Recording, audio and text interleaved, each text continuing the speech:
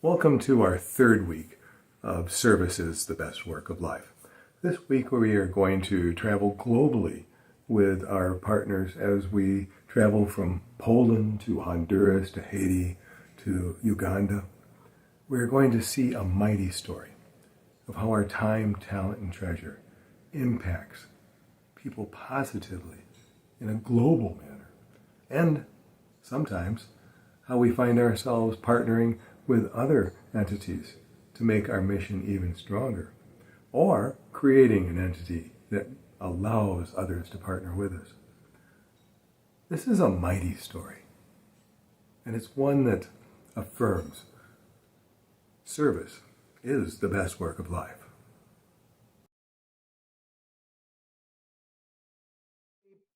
EWST, a seminary, the only accredited Protestant seminary in Poland. Quite a few years ago now, Pastor Nicole gathered several of us from Pomacea together to Wrocław, Poland, which was formerly Breslau, Germany. We also went to Auschwitz and Krakow to learn about Bonhoeffer and to see the area. We came back inspired and enthusiastic and enlightened. Since then, we've have had continually close relationships with EWST. I think the initial idea was somehow implemented at the end of communism. It was the end of 80s, really. A very difficult time for Poland.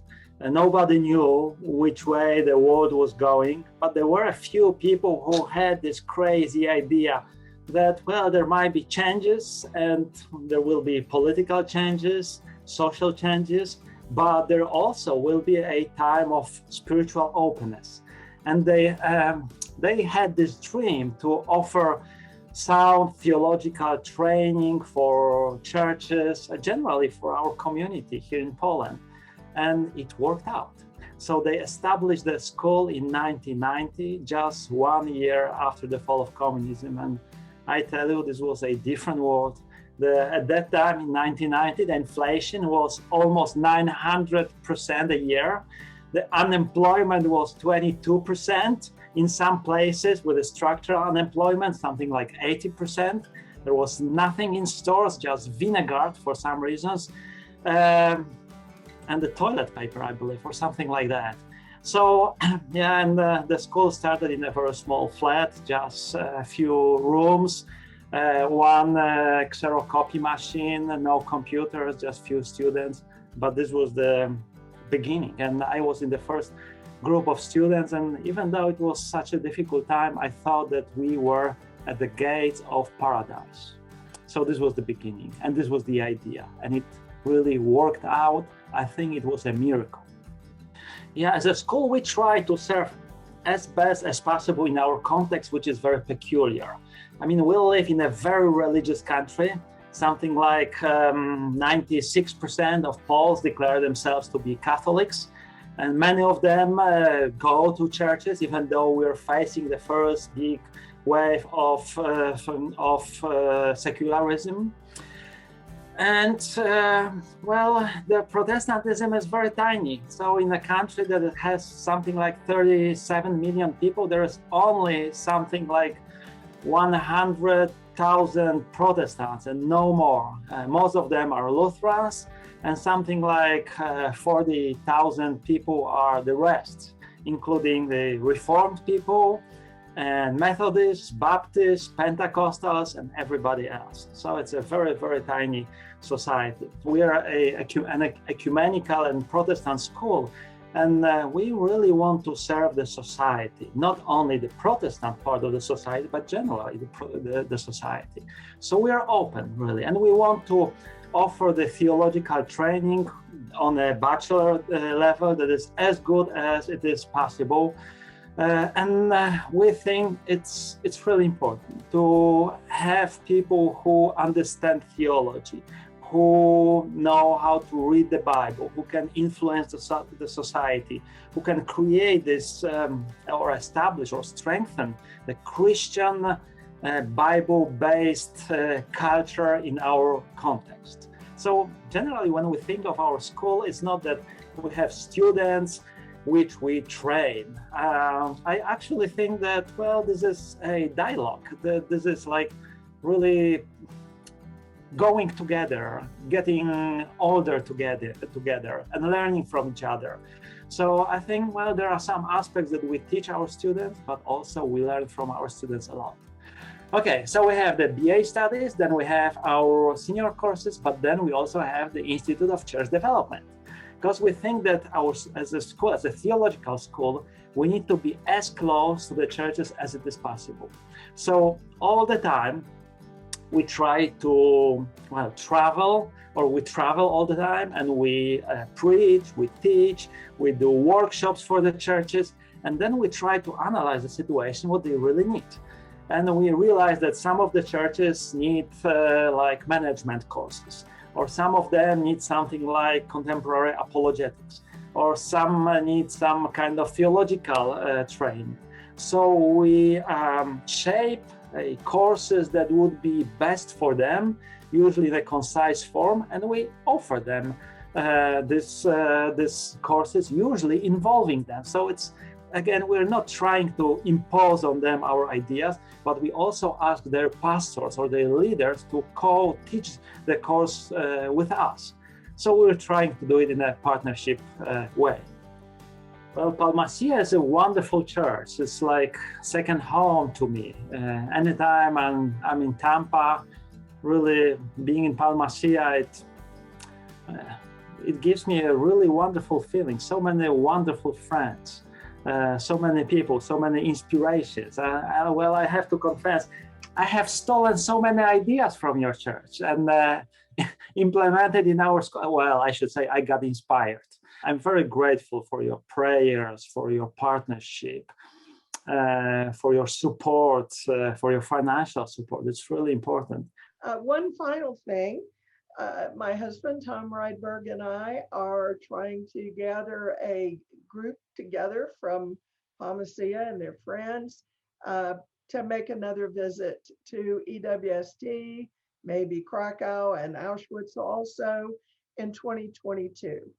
So if you're interested in such a venture, please contact Susan in the church office, and you can leave her your contact information, and I'll get back to you.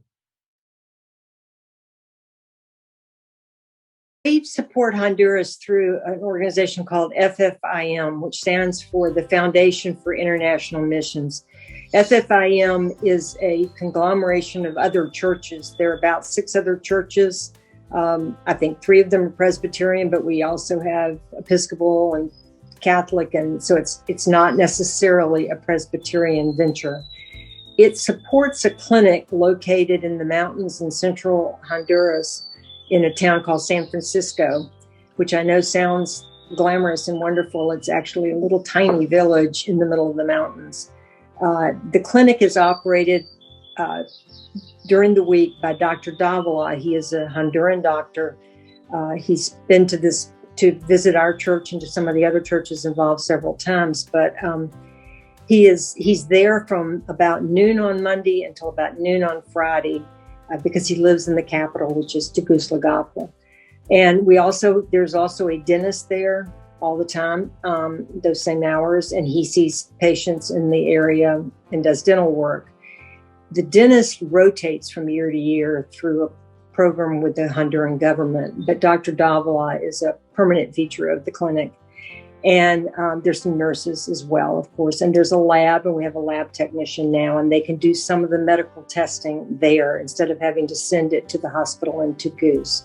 So they see patients all week long. They serve what they would call a district, a multi-district area. They're not sort of like our counties, but they serve probably 4 different districts that are within walking distance of the clinic, because that's how most people get there. There's a lot of horses, so there's some people ride in, but we go periodically on mission trips, and all of these churches send mission trips down there. When the clinic was built, it was started primarily by First Presbyterian Church of St. Pete, and a group out of there. They built the clinic, and they built basically a bunkhouse where we stay when we go down on mission trips. And Dr. Davila arranges for us to go to some of the local villages around. We go and set up and do wellness clinics where we check blood pressure and blood sugar and do height and weight. And then if people have something really severe, if they're not doctors on the trip, which generally when PCPC has gone, we have taken a number of doctors with us, but other churches don't necessarily do that. So we do these trips. We've done a couple of them. We were doing them about every 2 to 3 years. And hopefully now that COVID is winding down, we will do one soon.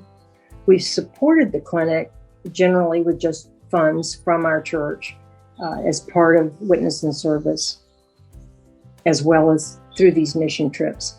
The Honduran government has set up health clinics, if you will, in various small towns, but they don't staff them.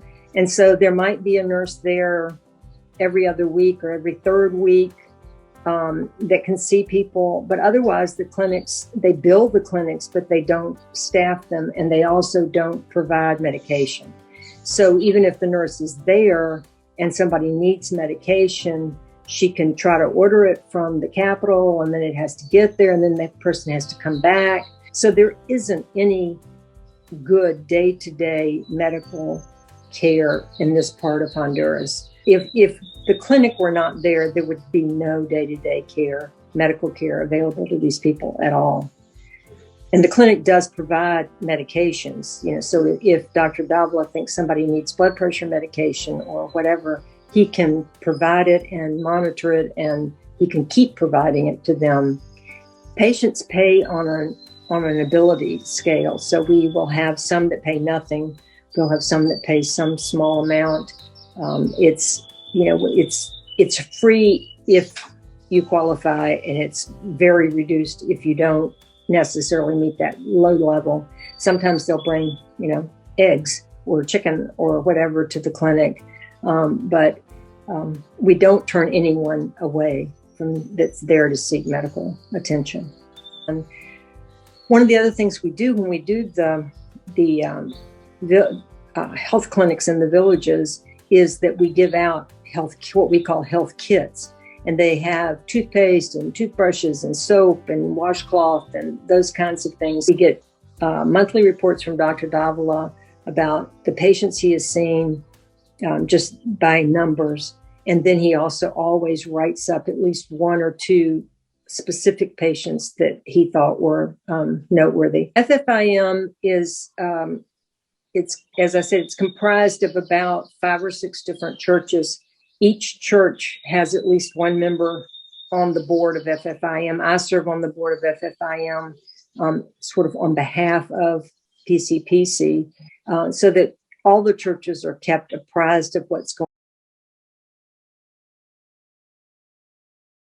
Have you ever wondered what it'd be like to live in a community with no running water, no electricity, no good roads, donkeys to carry you from place to place, no cars, no buses, no telephones?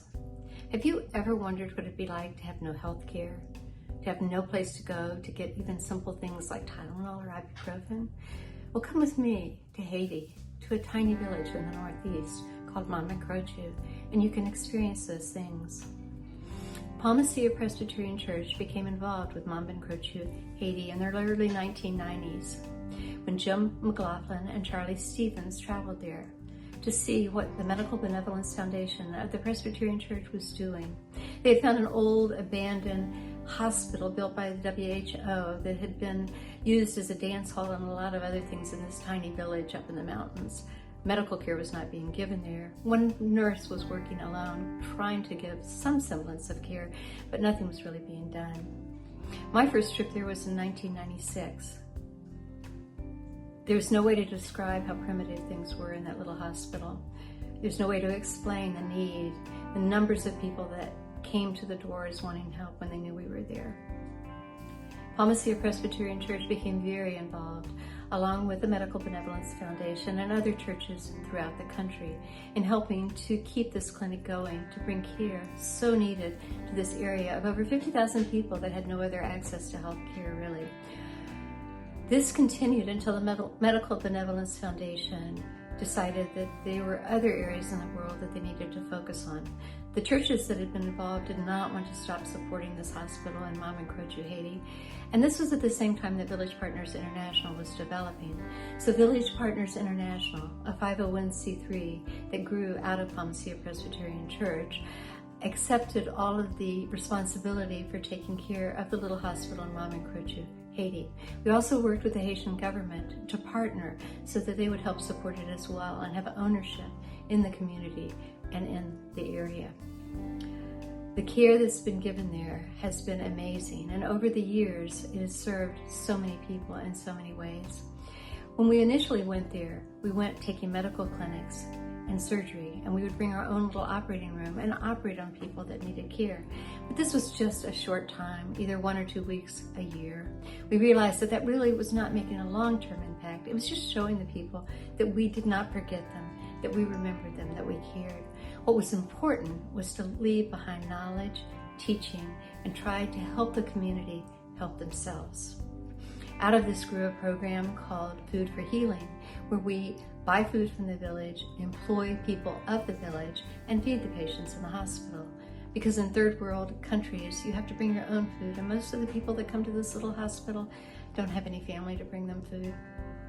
We also developed a mobile clinic where twice a month, doctors and nurses go out into the mountains to the far-reaching areas where people cannot get down to the little clinic, and they take medications, vaccinations, and bring those who are the sickest back to the hospital for care.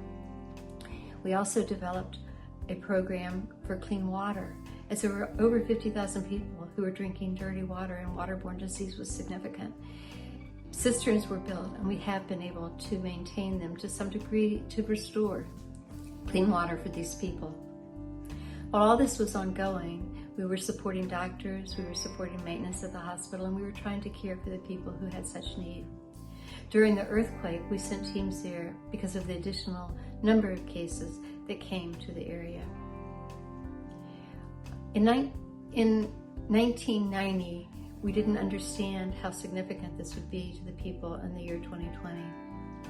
Over the last 2 to 3 years, one of the things that was brought to us was the need to treat the babies. There were a significant number of babies dying of malnutrition up in the mountains. When a child has malnutrition, especially an infant, you can't just give them food. You have to give them a special kind of food called medical mamba, and you have to generally restore their gut so that they can eat again and not have life-threatening diarrhea.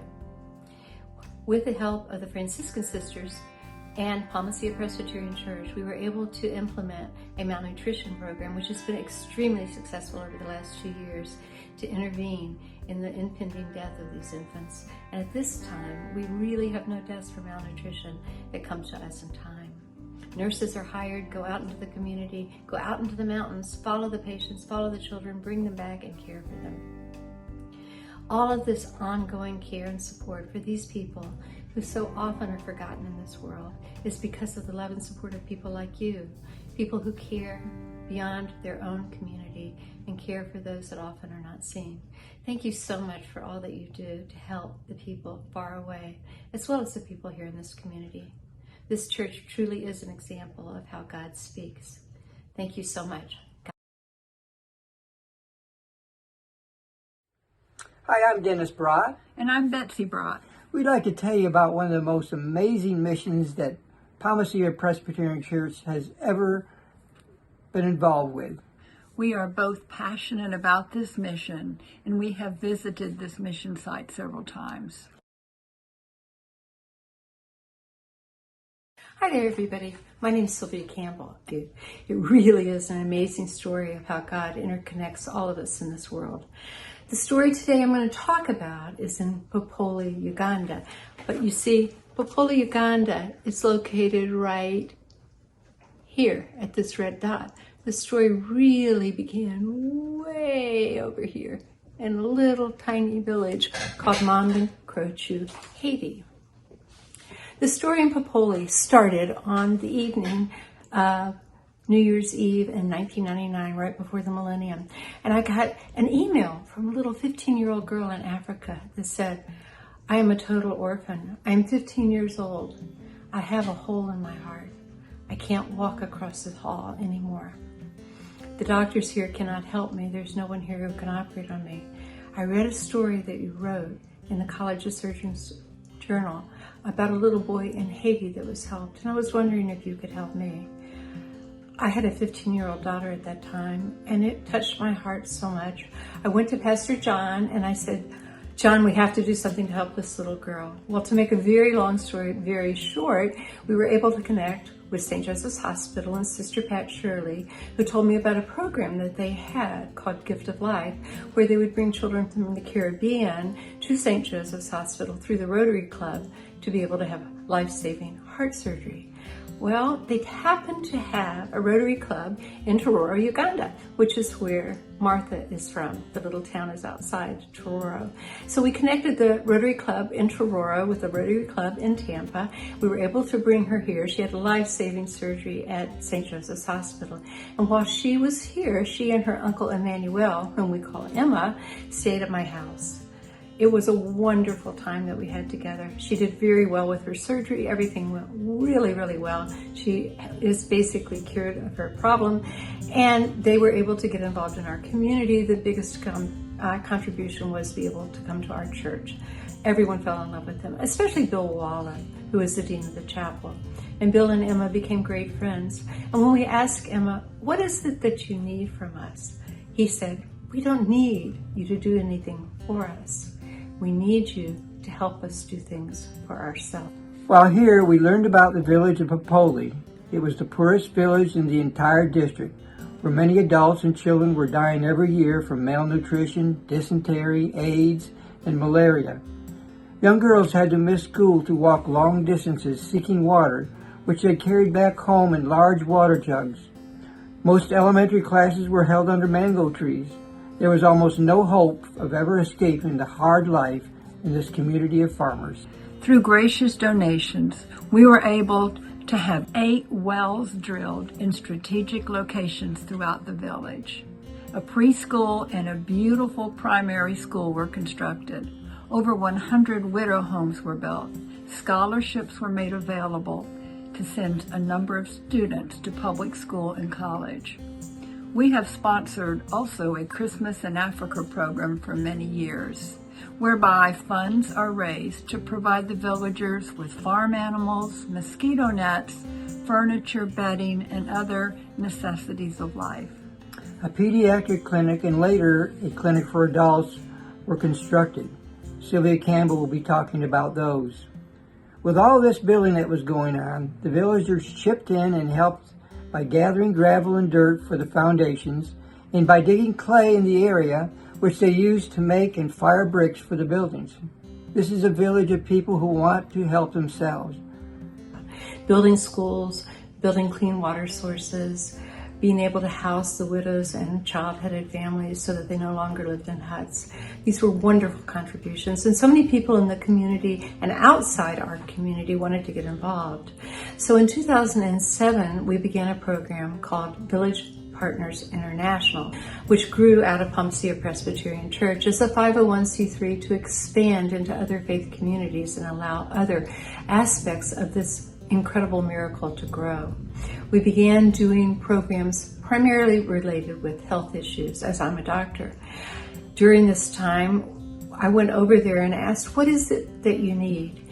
And these mothers and families brought me their children with HIV and said, we need something to do to help our children. We need to get them food, we need to get them health care, we need to get them the treatment that they need. And out of that grew the development of what we call the Robert H. Cooley Pediatric Center, our safe house for children with malaria and HIV. This has treated thousands of children since its initial opening of the doors. But that wasn't enough. They also needed to have running water. So with the help of Sam and Betty Castor, a big well was raised high so that running water could go to the clinic. There was also great need for a maternity clinic as babies were being born in the bushes as they couldn't get to the bigger village. So with the help of J and Janice Jester, we were able to build the J and Janice Jester Maternity Clinic, which also serves elderly in the community. We also have developed programs called Medicine for Miracles, where vaccinations are taken out into the community to vaccinate the children. We've developed food programs with Moringa. We've developed public health programs, clean water programs, education. So much has grown in the relationship with PCPC VPI and Popola, Uganda. It truly is a miracle to see how God connects all of us in this world and how small the world really is. Thank you for your help. Thank you for your support. Thank you for all PCPC does to help others who are in need in this, our local community, as well as the community around the world. God bless you always. Take care. But if it were not for God's guidance and the hard work and determination of Emmanuel Fumbi and your gifts, none of this would have been possible. Yes, much has been accomplished, and life has been greatly improved, but God is not through with this village. Even with all that has been accomplished, the village has not reached a point of sustainability. What they need is a reliable source of income to maintain what has already been accomplished and to put them on the road for self-sustainability. And you know what? There's an income-producing project currently in the works that will help Popoli turn the corner to self-sustainability. The project entails an agricultural center and a granary. The agricultural center will enable farmers to increase their overall crop yield, and the granary would allow local farmers to realize a much greater profit on their crops by storing them in the granary. The agriculture center and the granary will go a long way in improving the overall standard of living in the area. It will provide the much needed, reliable source of income, and it will minimize the effects of famine that they often experience. Come along with us and be a part of this amazing mission. Come join us. I'm Erin McKinney, and I am here with Marcia Ryberg and Kevin Gibbons. And we are here to talk about Health Access Connect. We might refer to it as HAC or HAC throughout this conversation. And HAC is a non-governmental organization, also known as a nonprofit, that connects healthcare workers to those in need of healthcare services throughout Uganda. And Kevin Gibbons is the founding member and executive director of HAC. So Kevin, if you could tell us a little bit about yourself and Health Access Connect. Yes, I'm Kevin Gibbons. I'm from Tampa, Florida. I went to Plant High School. Go Panthers. And I've been living and working in Uganda for full-time about 7 years now. For some research, I went to Uganda Lake Victoria fishing communities, and I was asking questions about livelihoods, and a major problem people were talking about was that the hospital, the health facility was so far away, that it was 3, 5, 10 miles away. And so you'd have people who were not getting access to healthcare just because of that distance. And what we do is, instead of waiting for the patient to reach the health facility, we bring the health facility to the patients on a monthly basis in these remote villages. And that's why we had this idea in 2014, and then we registered that year. And then our first outreaches were in August of 2015. And right now we're collaborating with the Ministry of Health. Finally, this year is a big project that has started, teaching them and other large, healthcare service providers in the country to roll out around the country. Let me just walk you through one day, what an outreach clinic day is like, right? And so usually the health workers wake up, and maybe the community has been told the day before, with a megaphone. Somebody walks around the town going, the health workers are coming and they're going to bring these services and blah, blah, blah, blah, blah, and then very, very high tech. It's wonderful. And then the health workers prepare cardboard boxes and put the different medicines and supplies they're going to use. And then usually a motorcycle taxi driver, a boda driver comes. And usually this is a person we have a relationship with. In some cases, we give a loan. They tie up the supplies and put the health workers on the back of the motorcycle and sometimes go back and forth. Or they use whatever vehicle happens to be there. In some cases, it's boats. It's like you need a form of transportation to get people to that area. And so they go and they'll set up an outreach clinic in usually it's a school or a church or some kind of public building. In a few cases, it's been a bar, whatever is sort of big enough. They'll give out services. Each individual patient will pay the equivalent of about 54 US cents. And that's gathered by a community leader or community health worker. And that's a small fraction of what people would pay to sort of reach these health facilities on public transportation. They get their services just as they would at the health facility, and the health workers pack up, go home at the end of the day, prepare everything, and that's it. And so what we do is to make sure that happens on that very simple one-day outreach clinic happens on a monthly, bi-monthly basis in these remote villages. In 50 villages, so 50 days a month, Health Access Connect is connecting these individuals who are in need with the healthcare services that they need. That's right. And well, one thing I'm proud of is that for many, if not most of those, we're not actually there. One of us is not actually there. We might do some calling around and organizing it, but it's the less we do, the more successful we are, right? Because it's the patients getting close to their health workers, and it's finding a way to increase that relationship. But in many cases, we are there to get things started. Directly reach out to me, it's